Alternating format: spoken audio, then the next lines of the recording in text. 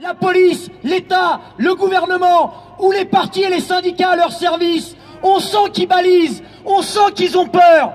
Parce qu'en réalité, la colère, elle est énorme. Elle est énorme dans les services, elle est énorme dans les quartiers, elle est énorme dans les lieux d'études. Mais il faut qu'elle s'exprime. Et justement, des actions comme celle-là, elles permettent de prendre conscience de l'importance de lutter ensemble, de l'importance à un moment donné qu'il y ait des points de fixation, de l'importance de construire la grève reconductible. Alors effectivement, on sera un certain nombre d'entre nous, dans les Hauts-de-Seine et dans la région parisienne, à être en grève le 28. Mais ce dont on a besoin, c'est d'une victoire.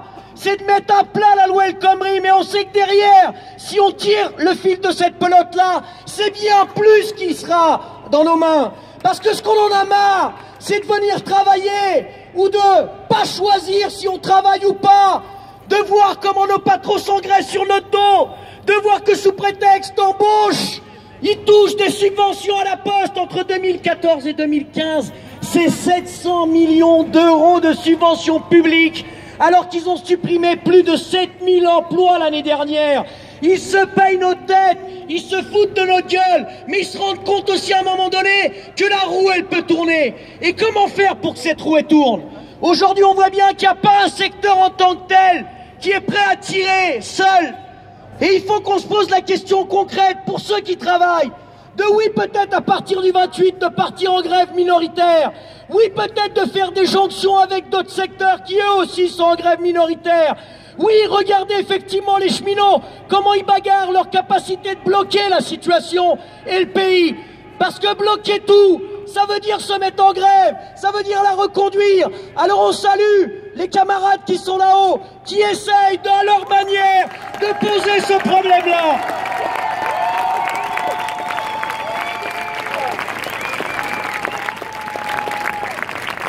Et effectivement, c'est un scandale de voir la police, soi-disant, qu'est-ce qu'ils font là? Ils craignent quoi? Je sais pas, t'hallucines? On va prendre la parole à l'intérieur, dans un théâtre. Vous êtes jamais rentré dans un théâtre ou quoi? Vous avez jamais vu ce que c'était un théâtre ou quoi? La seule chose qu'on veut, c'est rentrer pour débattre et rejoindre nos camarades. Vous croyez qu'on va faire quoi? Aujourd'hui, ici, si on est ici, c'est pour défendre la culture, c'est pour défendre nos droits, c'est pour défendre notre travail, pour défendre le droit de ne pas travailler, pour défendre le droit d'étudier, pour défendre le droit de contrôler nos vies. Alors oui, clairement, aujourd'hui, on vous soutient et on est là pour vous soutenir. Mais le 28, on sera en grève et on fera tout ce qui est possible pour reconduire la grève, construire cette grève reconductible. Et il faudrait que dans la manifestation du 28 avril, que cette voix-là, elle s'exprime dans des pôles de manifestation avec des cortèges de secteurs en lutte, des gares en lutte, des postiers en lutte, des hôpitaux en lutte, des intermittents étudiants précaires, sans papier ou avec. Il faudrait qu'on arrive à faire en sorte que ça s'exprime dans la rue et qu'on dise clairement que ce slogan qu'on porte de grève générale, on le porte parce qu'on sait que c'est la meilleure pour en reprendre le contrôle de cette société et de nos vies.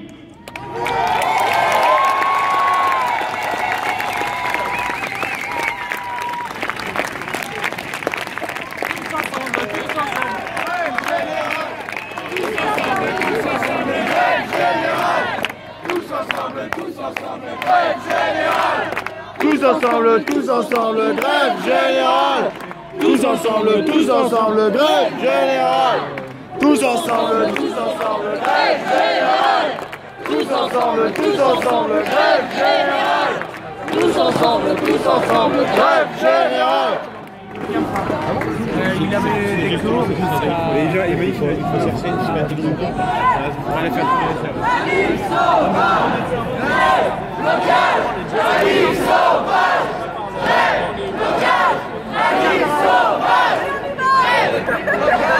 Manif sauvage. Ça va? Le langage, ils comprennent. Alors, après l'intervention, ça me semble bien, je vous dites, si vous voulez, après ça, ramener sa frère. Voilà.